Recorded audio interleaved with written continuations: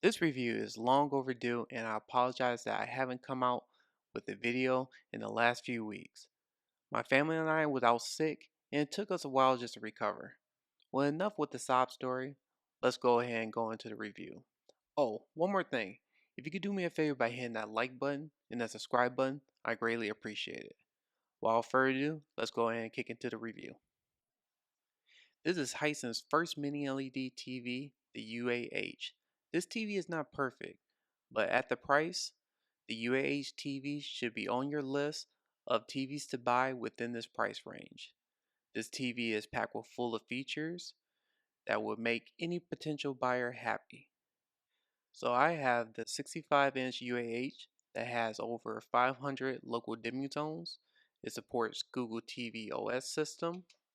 The U8H have 4 HDMI inputs, with 2 of them being HDMI 2.1. One HDMI 2.1 is eARC, so if you have a soundbar, you may have an issue with only one HDMI 2.1 available for your Xbox or PS5. For a workaround, you do have the option to either get a HDMI switcher, or if you have an AV receiver that have HDMI 2.1, you may take advantage in that route. But people who have soundbars, this is where you will have an issue with only one HDMI 2.1. Hisense is not the only TV that has this issue. The Sonys and any other TV that supports the MediaTek chip will run into the same problem. One thing I do want to mention is the Hisense backlit remote. It comes with every Hisense TV, which is a great feature to have. So I want to talk about sound on this one.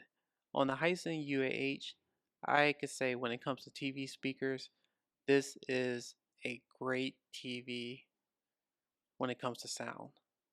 Now, especially at its price range and comparing it against other TVs that I have reviewed over in 2022, Hisense has done a really good job with their TV speakers. Now, is it better than a soundbar or a home theater system? Absolutely not. If you're into sound quality, a soundbar is still a must, home theater as well.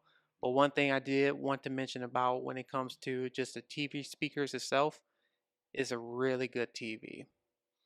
Now, one thing I do want to mention as well too, before the firmware update, I did have this TV hooked up to my home theater system, and I did have some issue when it comes to lip sync.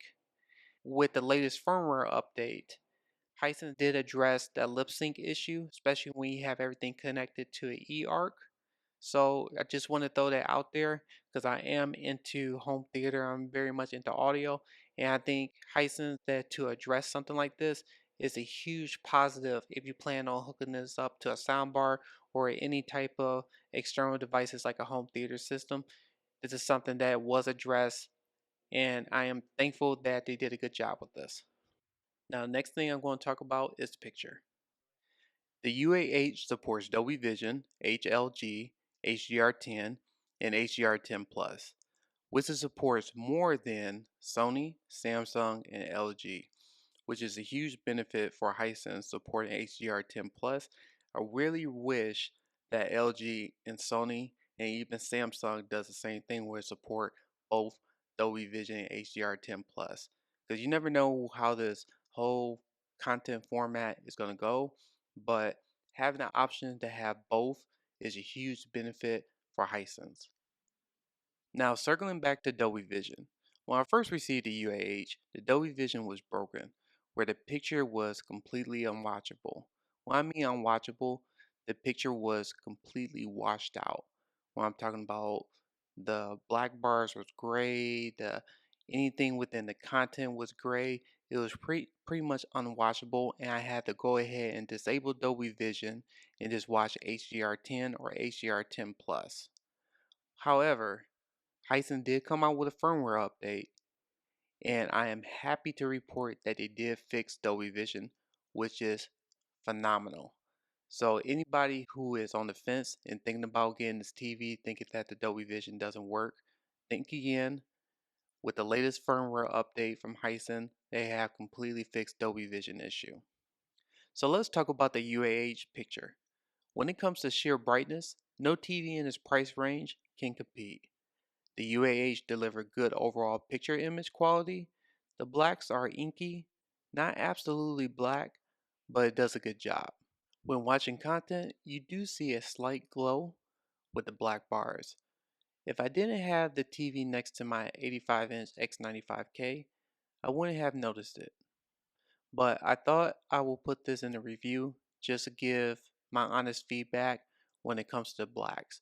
But the UAH does a good job in that department, but I just want to give a realistic expectation as in when it comes to the black levels on the UAH. Another thing that I really want to throw out there is the blooming. With the UAH, Hisense did a amazing job in the blooming department. Is little to none blooming than what I could see when watching normal content or playing games. So Heisen has done a really good job in that area if that's something that is important to you. When it comes to off-angle viewing, this is where Hisense need to do a better job for the new TVs for 2023. The 2022 U8H have not so favorable angles here, and here's an example that I have. Now, this is the extreme case, but you may have a situation where you buy this TV, and depending on your living room or where you have this TV located, it may become an issue when you're looking at this TV off angle. Now, if you're looking at this TV dead center, you're not going to have an issue, but when you have it off angle as it is, it will become an issue when they're looking at the picture quality. One more issue that I want to mention on the UAH is the posterization. Posterization is still present when watching content and playing games. However, Heisen did do a better job with their firmware update to address a lot of these issues, but it's still present when watching content and playing games. And a good clear example is watching Aquaman in the scene that I have right now and some other games. But hopefully they'll get this addressed with the U8K and hopefully a newer processor that will address that.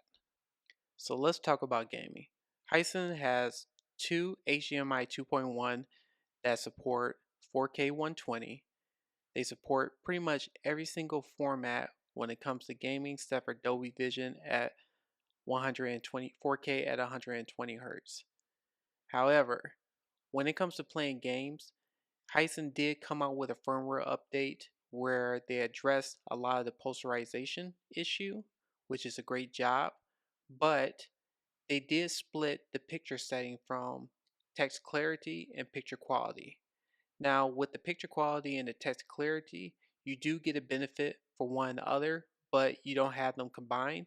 With picture quality mode, you do see that the picture is a little bit softer, but will have better color reproduction compared to text clarity on the other hand. Text clarity will have a sharper picture, but you tend to see that the picture is less colorful, or in another way saying that it is washed compared to the picture clarity mode. Now, at the time of this recording, the UAH 55-inch is going for $649.99. The 65-inch version is going for $899.99, and the 75-inch version is going for $1,299.99.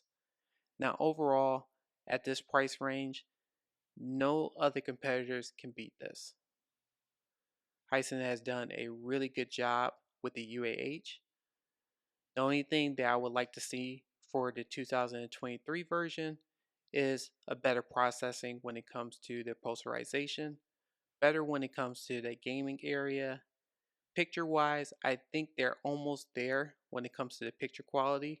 The picture is good when it comes to other competitors.